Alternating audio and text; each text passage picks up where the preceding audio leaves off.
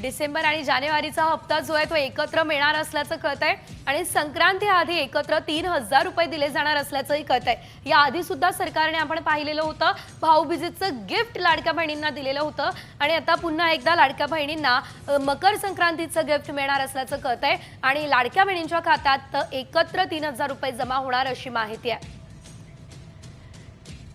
तर या संदर्भात अधिकची अपडेट घेऊयात आमचे प्रतिनिधी तात्या लांडगे यांच्याकडून।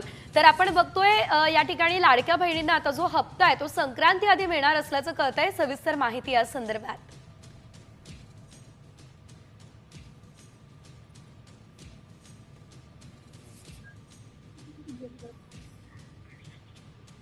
संक्रांती आधी 3000 रुपये मिळणार असल्याचं कळतंय। आपल्या प्रतिनिधींसोबत आपला काही संपर्क तुटलेला आहे तांत्रिक कारणामुळे, मात्र आपण बघतोय संक्रांतीला फडणवीस सरकार मोठं गिफ्ट आता लाडक्या